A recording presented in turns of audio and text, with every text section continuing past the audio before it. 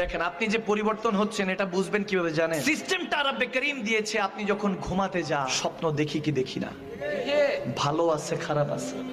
অনেক সময় দেখি যে ছাদের থেকে পড়তেছি মনে পয়রা সেপ্ট হয়ে যাবে। মাঝে মাঝে দেখি যে কুকুর দৌড়াচ্ছে, মাঝে মাঝে দেখি সাপ দৌড়াচ্ছে। আওয়াজ দিচ্ছে না বাবা, আওয়াজ দিচ্ছে। অনেক সময় দেখি আমরা কোথাও না কোথাও গিয়ে হয়তো নামাজ পড়তেছি, মাঝে মাঝে দেখি খেজুর খাচ্ছি, মাঝে মাঝে দেখি পায়েস খাচ্ছি, মাঝে মাঝে নিজের দাদাকে, দাদিকে, নানাকে, নানিকে, মাকে, বাবাকে যারা ইন্তেকাল করেছে তাদেরকেও দেখি। ভালো স্বপ্ন খারাপ স্বপ্ন দেখি কি দেখি না। তবে হ্যাঁ, এখানে ইমামগণরা বলেছেন খাবের কথা, স্বপ্নের কথা শেখ ছাড়া, স্কলার ছাড়া, আপনার যিনি শেখ তরিকাতে, আপনার শেখ যিনি, তিনি ছাড়া কিংবা অনেক বড় বুজুর্গ যারা, তেনারা ছাড়া বাদে মাগরিবের পরে স্বপ্নের কথা, খাবের কথা আলোচনা করা যাবে না।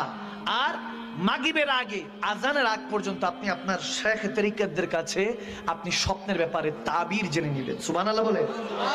স্বপ্ন যেটা দেখেছেন মনে রাখবেন এটার উল্টো হতে পারে, ব্যাখ্যাটা তাবিরটা এটার উল্টো হয়। যেমন এক যুবক স্বপ্ন দেখেছেন, তিনি দেখছেন যে স্বপ্নের মধ্যে সুন্দর একটা জায়গা দিয়ে যাচ্ছে, আমি সংক্ষেপে বলছি, সুন্দর একটা জায়গা দিয়ে যাচ্ছেন। হঠাৎ করে তিনি স্বপ্নে দেখতেছেন দয়াল নবীকে। সুবহানাল্লাহ। মদিনাওয়ালাকে, রাসূল আরবীকে স্বপ্ন দেখলেন। আল্লাহু আকবার।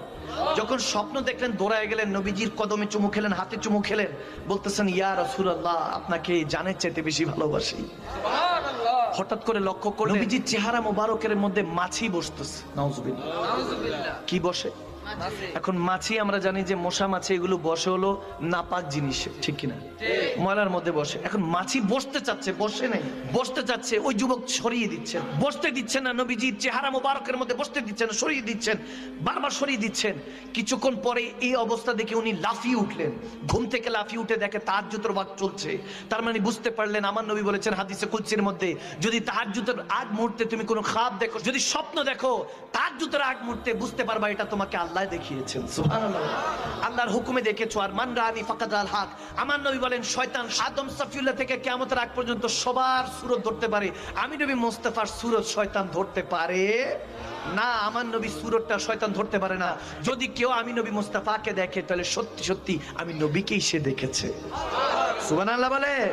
ঘুম থেকে লাফিয়ে উঠে বলতেছে নবীজিকে দেখলাম, কিন্তু মাছি বসতেছে নবীজির চেহারা মোবারকে, এটা তো খারাপ। এটার ঘটনা কি? দুশ্চিন্তায় পড়ে গেলেন যে আমার কোনো আমলের কারণে এই অবস্থা দেখেছি কিনা। দৌড়ায় তেনার শেখের কাছে গেলেন। যখন তেনার শেখ একজন পীর বুজুর্গ, ওই সময়ের অনেক বড় আল্লাহ ওয়ালার কাছে, যখন মুফতি আজমের কাছে গেলেন, বলে হুজুর এরকম এরকম আমি দয়াল নবীকে স্বপ্ন দেখেছি, মায়ার নবীকে দেখেছি, কিন্তু মাছি বসতেছে, আমি তাড়াতাড়ি সরিয়ে দিচ্ছিলাম, এটা কি দেখলাম।